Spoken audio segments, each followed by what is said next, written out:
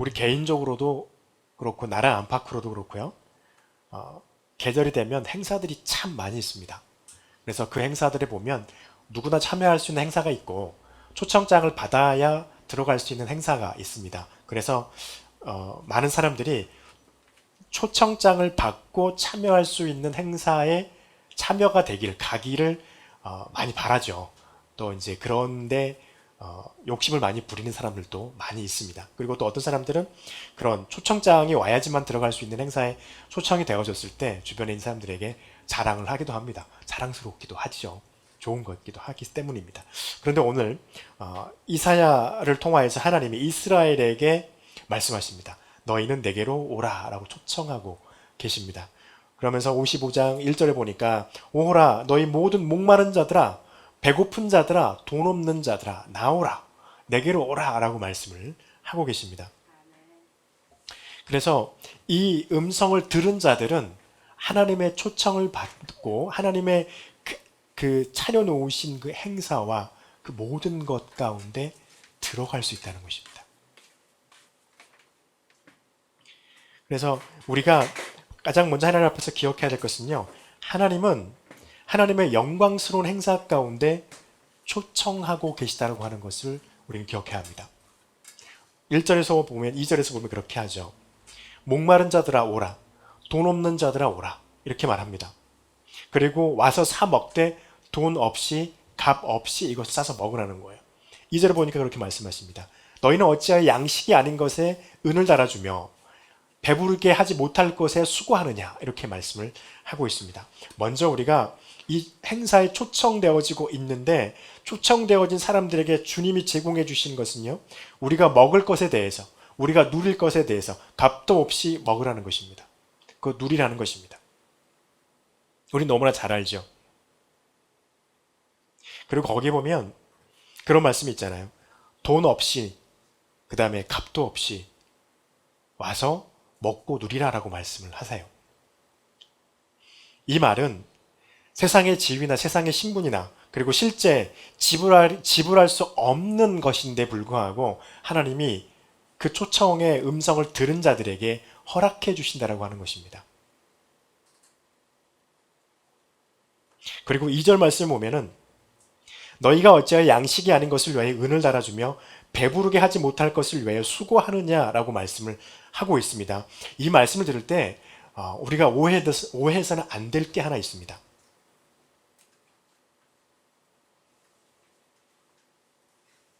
그것은 하나님이 지금 믿음을 가지고 있는 저와 여러분에게 이원론을 말씀하고 있지 않다는 것입니다. 여기서 말하는 양식과 배부르게 하는 것, 이것이 우리가 먹는 음식이라고 생각하면 안 된다는 것입니다. 여기서 말하는 양식, 너희가 양식 아닌 것에 은을 달아주고 있는 것, 배부르게 하지 못할 것에 수고하고 있는 것은 무엇을 말하고 있는 거냐면요. 영적인 것 중에 진실이 아닌 가짜로 위조되고 꾸며진 사단에 의해서 꾸며진 것에 애쓰고 돈을 들이고 수고하고 있는 사람들을 말하고 있는 것입니다. 세상에서 예수 그리스도 하나님을 알지 못하고 이 하나님과 예수 그리스도를 인정하지 않고 있는 사람들의 마음이에요. 그리고 그들은 그것을 위해서 열심히 수고하고 애씁니다. 그 결과는요. 인간의 세상이 계속해서 피폐해져 가는 사람들이 많아진다는 것입니다. 예전에는 우리가 살아가고 있는 이 현대의 세상에서 예전에는 있지도 않았던 말들이 막 일어나죠. 묻지마 살인, 묻지마 폭행. 지나가다가 기분 나빠서 그냥 그 사람을 몽둥이로 휘둘려서 의식불명으로 만들어버리고 잡혀가지고 물어보면 아무 감정이 없이 그냥 했다. 이런 식으로 말을 한다는 거예요. 이건 무엇입니까?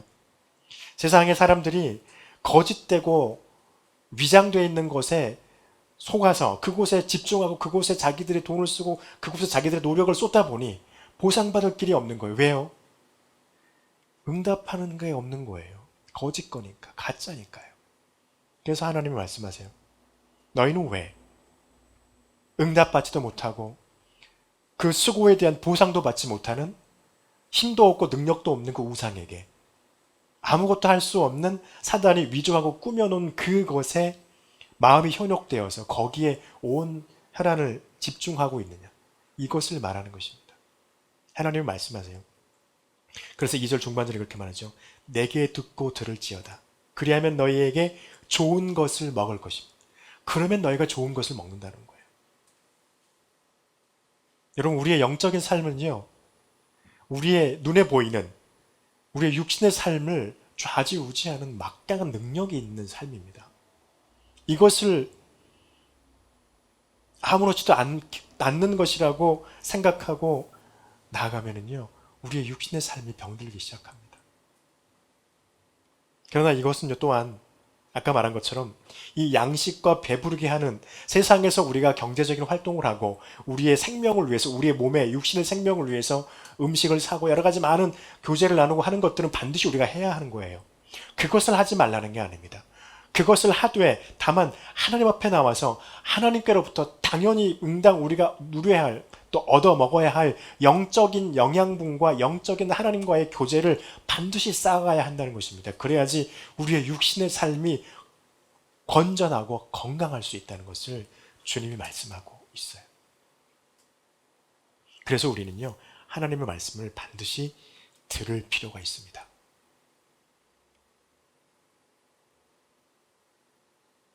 하나님의 말씀이 왜 그렇습니까?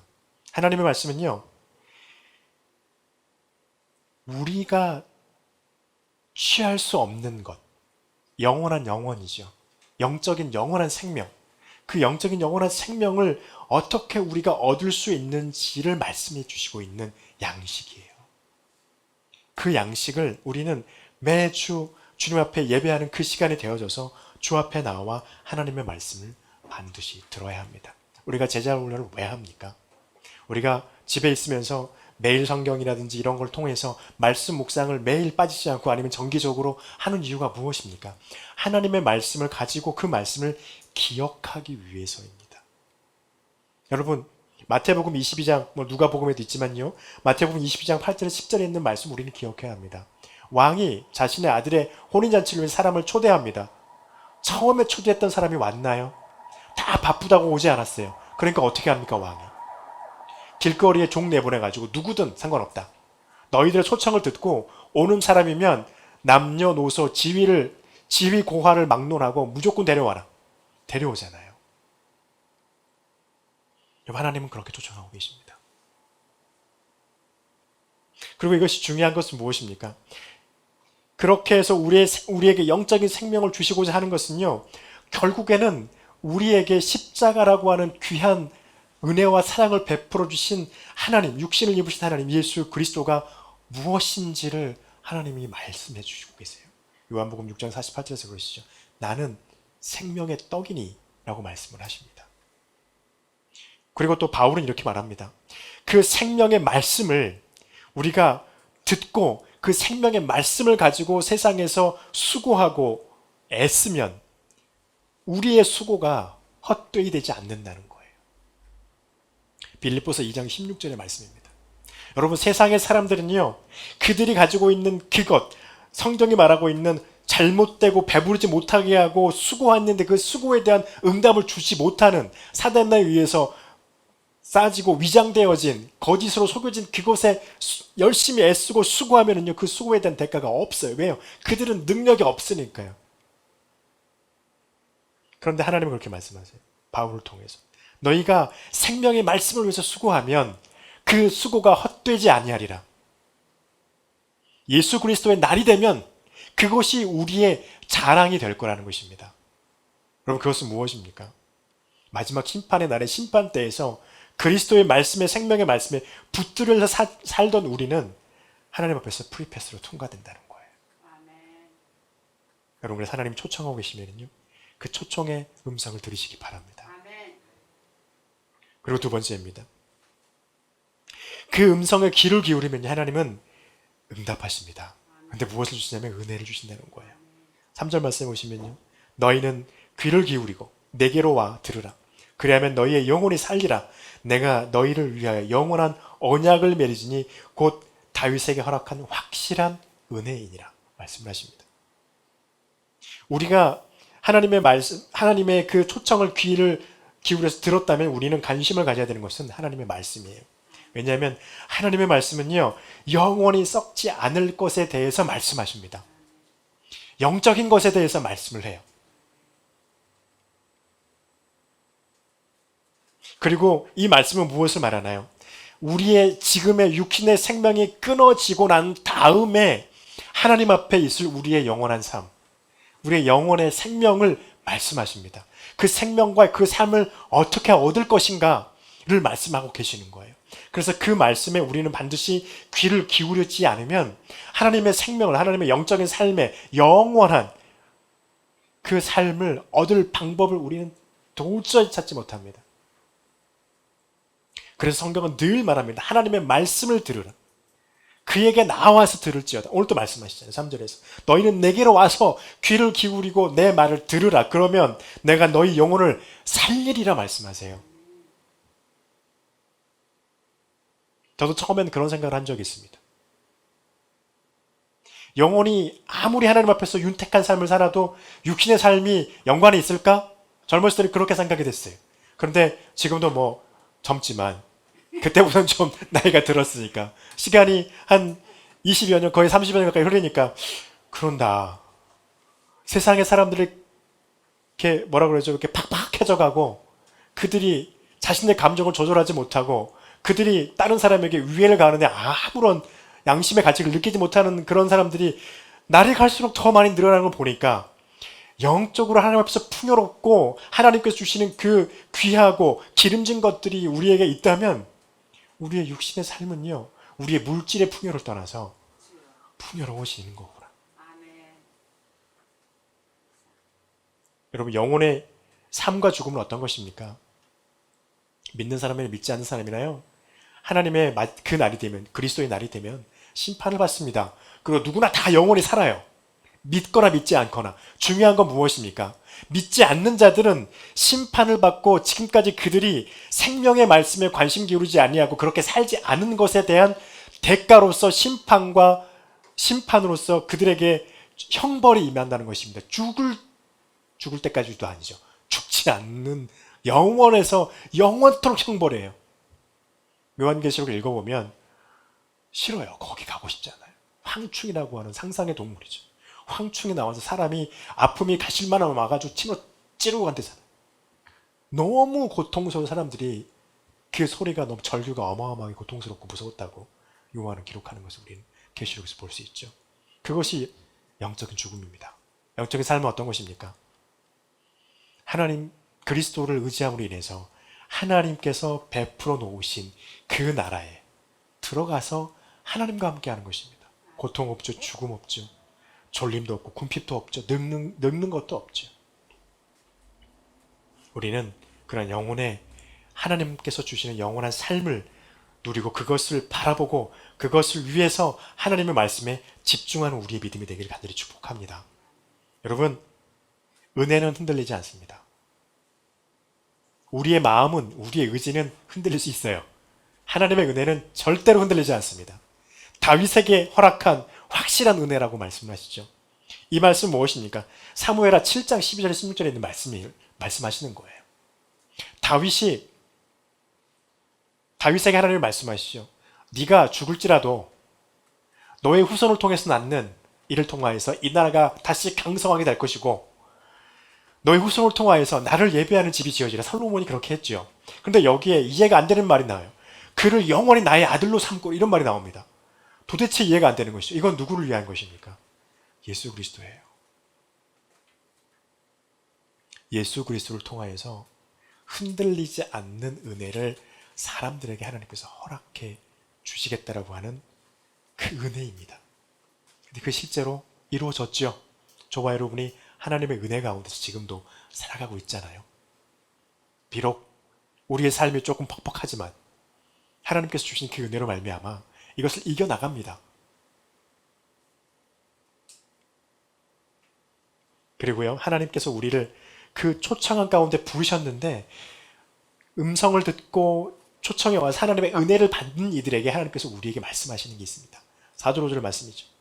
4절 보니까 이렇게 되어 있습니다. 보라, 내가 그를 만민 중에서 무엇으로 세웠다고요? 증인으로 세웠다 말씀을 하세요. 이렇게 하나님의 초청을 듣고 하나님의 말씀과 말씀 속에 있어서 하나님의 은혜를 받은 이들은요, 하나님이 세상에 하나님의 증인으로 세우신 이들입니다. 증인된 것은 무엇을 위해서인가요? 세상 속에 하나님의 질서와 하나님의 평강을 보여냈고 그것이 세상 속에서 세워지도록 하기 위한 사람으로 세운 게 증인이라는 것입니다. 하나님의 질서는 무엇인가요? 하나님의 섭리가 이 세상을 여전히 다스리고 있다. 하나님의 섭리가 온 우주를 지금도 여전히 운행하고 있다라고 하는 것을 우리로 하여금 보이게 하시는 것입니다. 그리고 하나님의 의가 여전히 이 땅 가운데서 역사하고 있다는 것을 보여내는 것이 증인의 삶이라는 것입니다. 쉽지 않죠. 그래서 우리는요, 하나님의 말씀에 의지할 수밖에 없습니다. 하나님의 말씀에 의지하고 우리의 영이 하나님께로부터 정말 기름지고 찰진 하나님의 그 영적인 영향소를 받아들여야 돼요.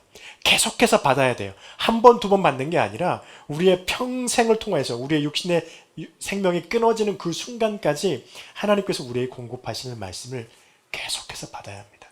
우리의 영이 하나님 앞에서 윤택해지면 그 윤택함이 저와 여러분의 육신의 삶을 통해서 반드시 드러나게 우리가 하는 게 아니라 하나님이 하십니다.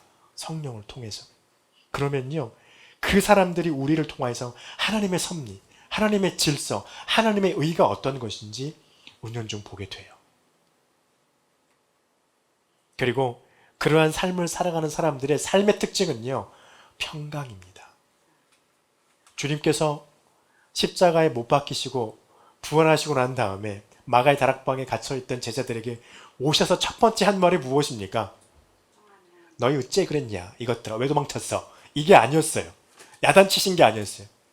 아시는 것처럼 너희에게 평강이 있을지어다. 다른 한 것은 평안하냐. 여러분, 주님이 우리에게 주신 것은 평안입니다. 우리 삶 가운데 불쑥불쑥 드러나는 문제들, 그리고 그것 때문에 다투어지는 다툼들 우리에게 있을 수 있어요. 그러나 그 다툼 이후에 다툼과 불신으로 나가는 게 아니라 평안과 믿음과 사랑으로 나아가는 것입니다. 이것이 우리의 평안의 삶인 것이죠. 그래서 이 평강이 우리의 삶 속에서 지배적으로 우리를 이끌어가면 사람들이 우리를 향해서 그럽니다. 저 사람은 진짜 하나님의 사람이다. 여러분, 그리고 우리가 증인으로 세우셨는데요, 이것들을 생각하고 있으면 야, 나는 이걸 어떻게 해낼 수 있을까? 나 못할 것 같아. 괜찮아요. 우리가 하는 게 아니니까 하나님이 하시니까요. 여러분, 5절 보세요. 보라, 내가 알지 못하는 나라를 내가 부를 것이며 너를 알지 못하는 나라가 내게로 달려오는 것이라고 하죠. 여호와로 인함이니라 말씀하시잖아요. 이것은 무엇입니까? 하나님께서 저와 여러분을 통해서 하나님의 것을 세상 가운데 분명히 나타내실 거예요.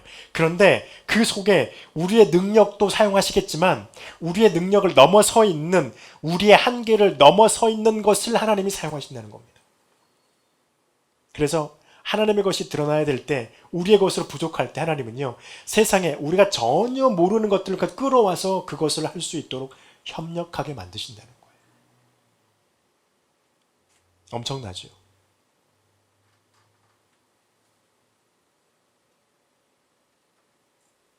하나님은 그렇게 일하십니다.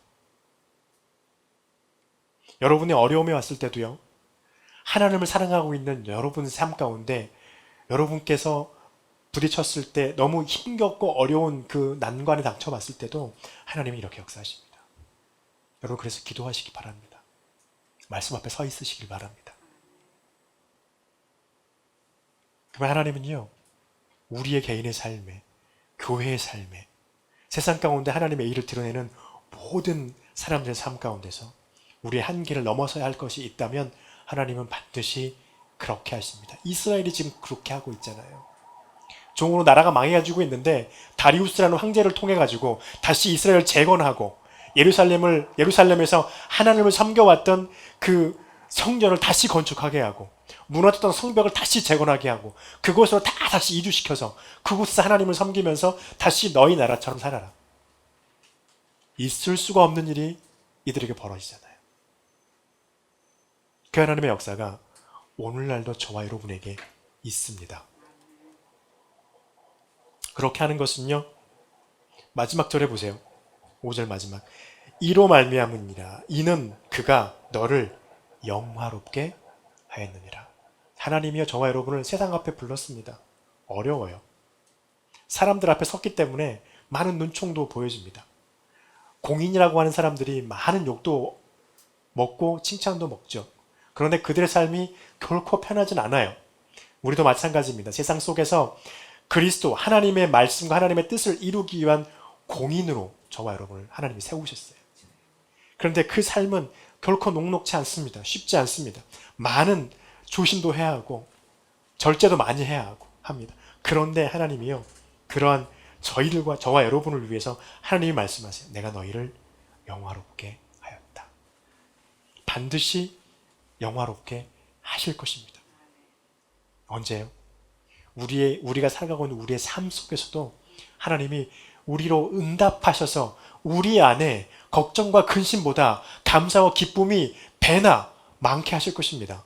그리고 그 이후에 주님의 날이 되어졌을 때 하나님 나라의 프리패스로 통과하는 이루 말할 수 없는, 말로 표현할 수 없는 기쁨을 얻게 하실 것입니다. 그때 우리를 보고 사람들이 그러겠죠. 너무 부럽다. 이런 마음을 가질 수 있을까요? 그들은 갖지도 못할 거예요. 동시에 바로 형벌로 떨어질 것이니까. 여러분, 하나님의 초청을 듣고 주님의 은혜 가운데 머물리시길 바랍니다. 하나님의 말씀에 우리가 말씀 앞에 서고 그 말씀에 우리의 온 관심이 우리의 영적인 우리의 영양분을 위해서 관심을 가지시기 바랍니다. 그리고 하나님이 저와 여러분을 증인으로 세우신 것을 잊지 않기를 바랍니다. 이것은 하나님이 우리에게 예수 그리스도를 통하여서 주신 천국에 들어가는 프리패스권입니다. 기도하겠습니다.